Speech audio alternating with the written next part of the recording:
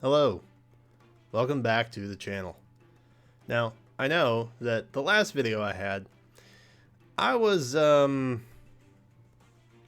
than thrilled, I guess, with the decision that IS took towards the New Year's banner. However, this time I thought maybe let's talk about something a little more positive, perhaps, because even though I don't agree with them basically introducing a 1-year-old unit that will reset my pity rate because she's on focus now and all I want is Plumeria, that's beside the point. See, because the truth of the fact is IS has done some good things this year. While 2020 was pretty terrible overall, I think we can all agree on that. IS had made some positive decisions, and I'm not talking about the bounds of game modes that we got that maybe felt a little unpolished when they got pushed to us. But there were some other good decisions that they made. And so that's what this is. This is 5 things that I approved of that IS did this year in Fire Emblem Heroes. How's that for a title? So hey, let's go ahead and jump into what I thought Intelligent Systems did was the most useful this year. Making the best of a bad year. First up, 4-star Focus Heroes. Obviously, 4-star Focus Heroes kind of always existed in the sense of eventually there were certain 5-star exclusives that would become 4 stars. So not really existing in a sense.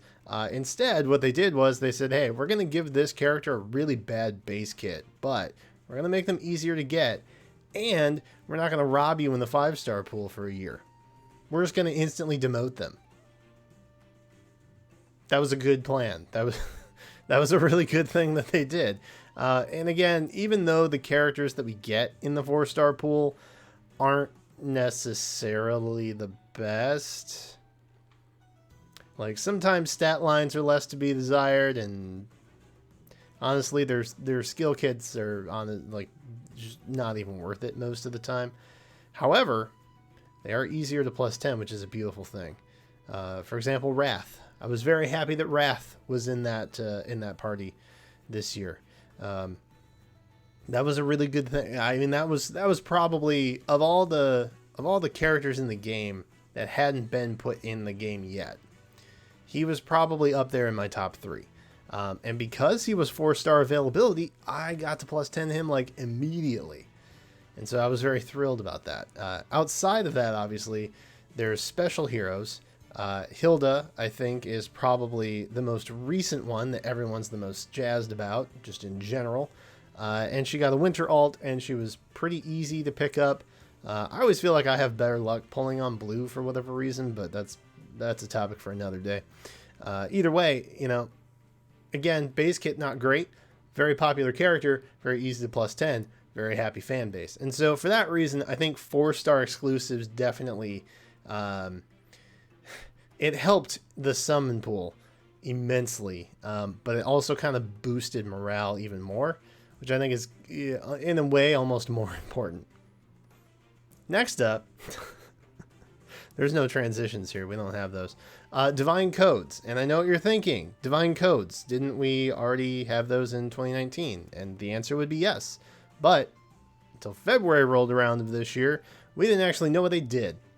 I mean, there was some speculation, right? There's always speculation. However, we had no concrete proof that they were in fact going to be manuals and we could redeem them for manuals, which is basically free skills. What's even better, the limited codes, because those limited codes are exceptionally easy to get a hold of, and they pretty much guarantee you 2 free 5-star manuals. Obviously, we don't get to choose which ones they are every month, but we get them basically monthly, and they're free. Because these guys are basically obtained through, Forging Bonds events, or Tempest Trials, or Hall of Forms, the basic stuff that people play generally for fun, and it's not kind of hidden behind the competitive modes like Arena and Ether Raids, like the regular Divine Codes are. But these guys are just kind of a nice little monthly perk, and you can get in. I mean, I've had enough to the point where I could get a 4-star and both of the 5 stars that are available. So it's not like they're super limited either, depending on how much you play, of course. And there's always a little bit of extra, so if you miss something within the month, odds are you'll get anywhere from 40 to 60 extra codes that you can't actually use. So it's not like you have to get them all to hit some sort of like magic even number, which I also really appreciate. They give you a little bit of a buffer, which is nice. But at the end of the day, they're rewarding you for playing the game modes you're probably already playing. And in addition, they're giving you free manuals, which is basically free skills or merges on a unit that, you know, might want the skill or the merge. And that's a really nice thing to have. And I'm exceptionally glad that they did that. I think Divine Codes are probably up there in the top 3 things that IS did this year. We're getting to the top 2 shortly. But first, we're going to take a little detour. I know. A lot of you are like, oh, Resplendent, huh? So you're going to talk about FEH Pass. No, I'm not going to talk about FEH Pass. Even though, again, I don't think it... I feel like it was kind of overblown. And I understand that tensions run hot immediately. Take my New Year Plumeria rant, for example. Yeah, so, I mean, there can be some misunderstanding and people just kind of flare up immediately. But, FEH Pass aside, Resplendent Heroes specifically were very nice because they gave the opportunity to give old alts new life. So, for Cordelia example, we didn't get, technically, a Cordelia ult this year. However, we did get Resplendent Cordelia, and those who liked her could get her for a reasonable price, and those who didn't have to worry about it. And more importantly, Cordelia didn't take up another slot in a seasonal banner for her ult this year. That's kind of a win for everybody, and I think that's more or less how they're using it.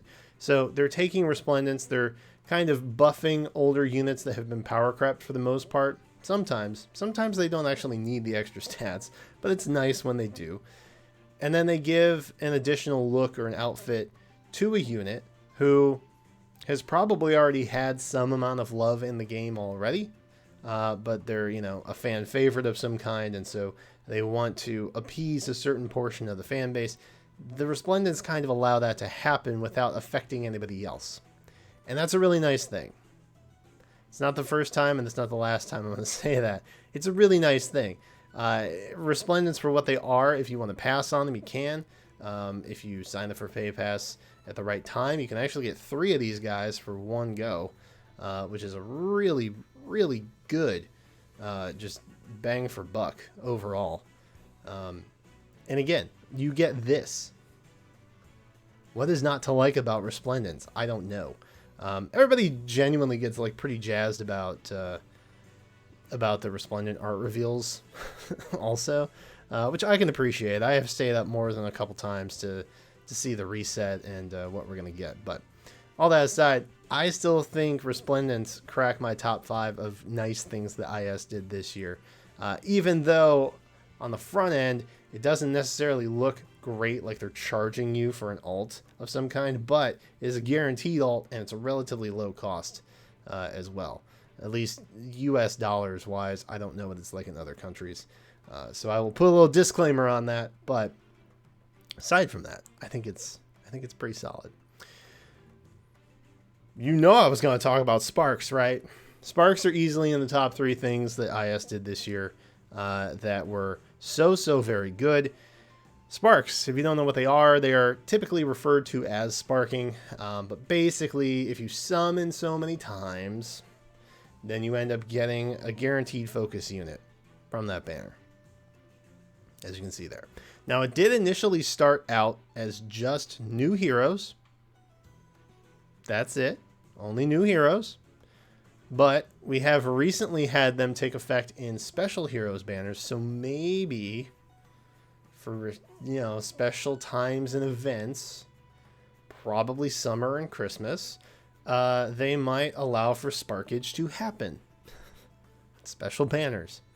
Maybe that's a thing. I don't know. But as it stands right now, they only, for sure, at least, apply to new Heroes banners, which, you know, always accompanies a Forging Bonds event, which means you're going to get tickets and a free summon on top of that, which is what this graphic basically describes here. 5 first free summons and then 35 after.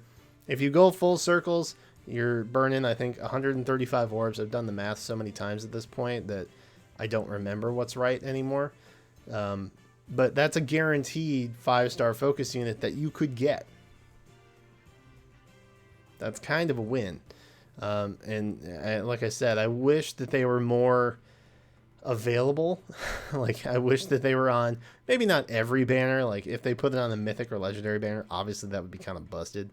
But I at least wish that they were on special and new heroes guaranteed. That would be really nice. But hey, you know, this coupled with the fact that there are 4-star focus units in every summon now is pretty cool. So this definitely cracks into the top 3. And one thing that I think beats everything else, trait fruits. So trait fruits, if you don't know, they came with an event that I think they overcompensated for on round 2. So we'll see what round 3 looks like. But trait fruits, if I'm doing my math right, based on how much you play, outside of getting them gifted to you in events, you're probably looking at 300 to 500 of these every year, which means you can change the asset and flaw of a unit that you have 3 to 5 times a year. It also includes making neutral IV staples like Grail units or Forma units. You can change those now as well. That's a pretty big get. We never, in 3 years, we'd not been able to do that until they introduced this back in August. Why is this great? Now you don't have to summon for proper IVs. Like, if there's one character or one unit that you really, really, really want, you get trash IVs. If you're like me and you have the minus attack plague, look, these are here to compensate for that. And I have done it already. I have used it on Freya because I was not about to try and summon more Freyas. And now I have a plus speed Freya and my life is better for it. That's why these exist. Can you go for the +1 to get rid of the flaw? Sure, if you want to. But if you don't want to, that's okay, because you can pick the flaw. I can't really explain how beneficial these are for like everybody. And while they are harder to get, I initially assumed that we'd maybe see like 200 a year. But it looks more like it's in the 300 to 500 range. Again, based on how much you play, based on what your rankings are in AR, and other, I think Resonant Battle gives them out too. So some of the more competitive-ish game modes that they did, they're kind of locked behind. But they are very powerful items. Like we're not talking arena medals over here. These are actually really, really useful, and they can make or break a unit that you have. And it, you know, allows you to save on trying to summon for proper IVs, as I said. And anything that allows you to save orbs in this game is definitely the most important thing that you can pick up, item-wise. Also, this gets an honorable mention from me, because I don't know who she is, but I will find her someday, and she will be in my barracks permanently. Not like, well, not bench, but you know what I mean. She will be a staple on my team. I don't care that she looks like she's a sword unit. I'm good with it. I don't care. She will be a staple on every team that I run from here on out. She will be +10. Probably. And there you go. That's those are 5+1 things I was really jazzed about that Intelligent Systems did this year in Fire Emblem Heroes. If you have anything favorite that happened in FEH this year, let me know in the comments down below. I will also be working on a favorite units released in 2020. I was gonna do like a highlights or like favorite moments that I had in videos, but then it mostly just turned out to be me reacting to units that popped up, and I was like, well, why don't we just do that? So be on the lookout for that tomorrow, probably. Maybe Thursday, but we have a new banner coming up soon, so priorities and whatnot. Anyway, Let me know if you had any favorite moments in FEH this year, or anything you think IS did right. Let's try and keep it semi-positive based on how much negativity my last video had. But yeah, that's it for now. Thank you all so much for watching. Subscribe. Come on back for more. And until then, I will catch you next time.